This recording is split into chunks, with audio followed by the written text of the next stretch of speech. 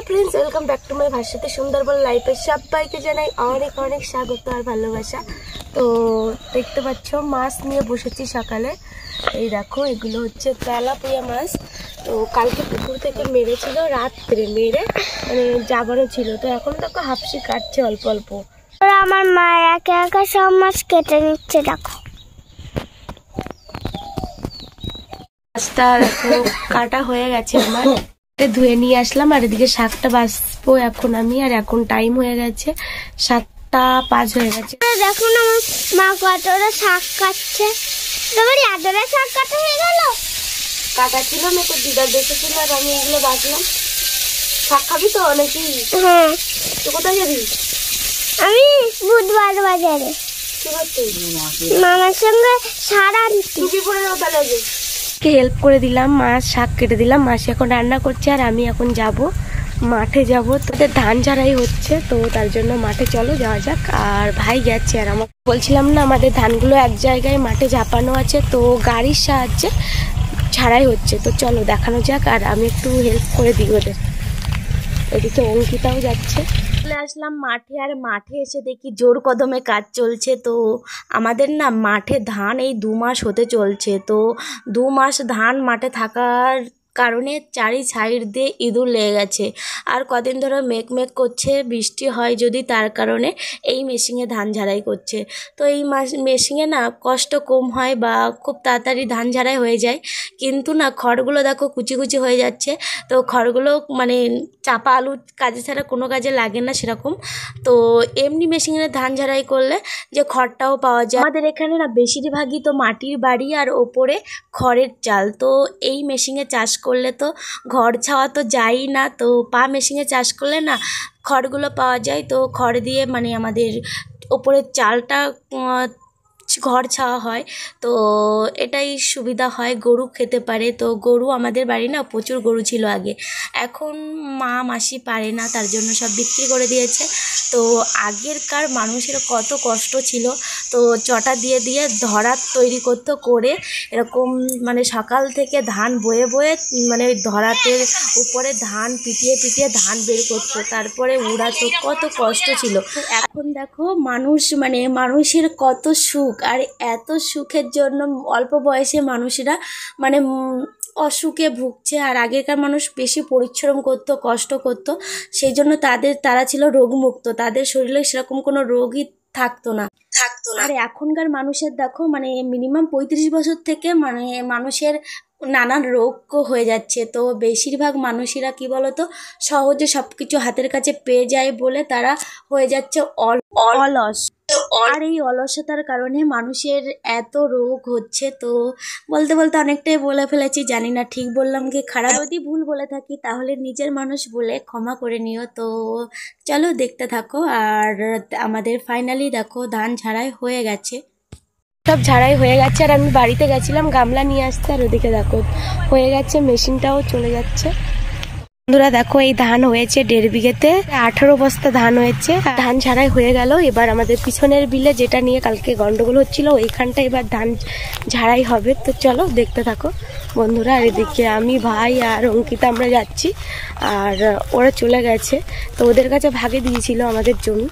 তো চলো দেখতে থাকো। কি খাচ্ছিস তোরা?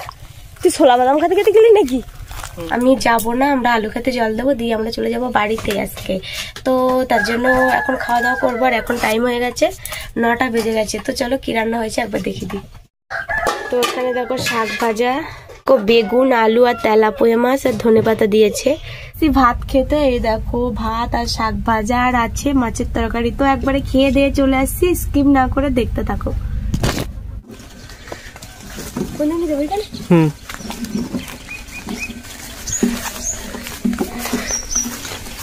এখন দেখো মটর কাটালাম। তো আলু বাগানে জল দেবো। সকাল থেকে মেঘলা করেছিল, তো আবার হঠাৎ রৌদ্র উঠলো, তার জন্য ভাবলাম জলটা দিইনি, দিয়ে আমার বাড়ি যেতে হবে আজকে। তো চলো বন্ধুরা জল দিই আর তোমাদের সঙ্গে শেয়ার করি। তো দেখতে থাকো।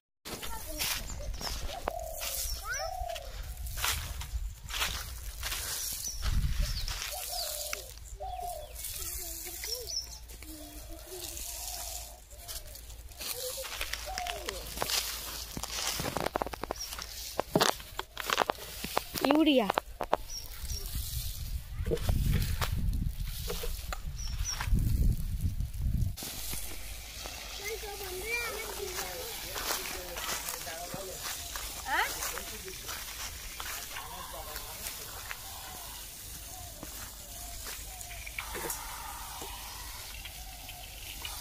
এক সাইড দিয়ে ঘুরে যা। হ্যাঁ হ্যাঁ অনেক যায়। হ্যাঁ গাছ গাছ আছে না। হয়ে গেছি ফাইনালি, আর অঙ্কিতাও এদিকে রেডি, আর এদিকে ভাইও বাইক বের করছে। তো চলো এখন বাড়ি যাবো। সীমাসি চলে যাচ্ছি তাহলে। আর বলছি কি গাড়ি ঘোড়া খুব ভিড় হয় বলে, তুই সাবধান থাকিস, সাবধানে যাইছেন বলে। ঠিক আছে, তুমি ভালো থেকো। বাসা বলে অত বোঝে না, তুই বলো গাড়ি নেই এটাই তো ব্যাগপত্র নিয়ে নিয়ে চলে যাচ্ছি। নামবি এখন আমরা স্টেশনে তো ছাগল বলে চেন না, বেরিয়ে পড়েছি।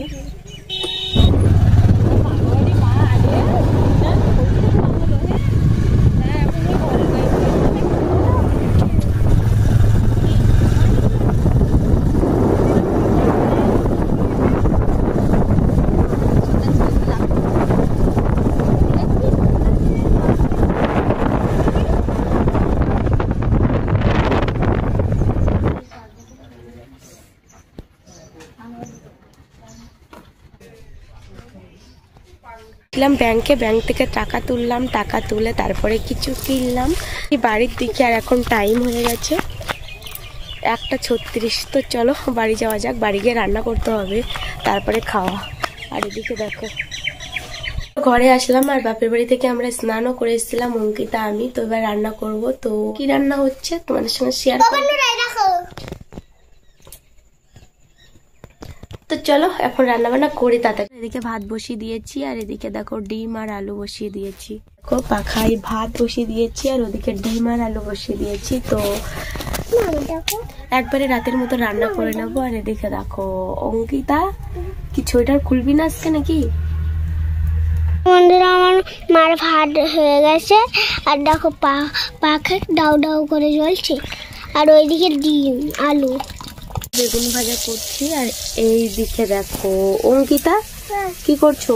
আলু ছাড়াচ্ছি। আলু আর ডিম অঙ্কিতাকে ছাড়ানোর কাজ দিয়েছি আমি একটা।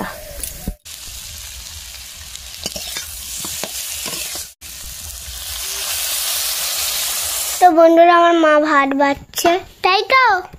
ভাত হয়ে গেছে, তরকারিও হয়ে গেছে। এই দেখুন তরকারিটা এদিকে দাও। তুই এখানে নিচে আসো, ভাত খেতে হবে, খেয়ে কাজে যেতে হবে। আগে দাও তরকারিটা।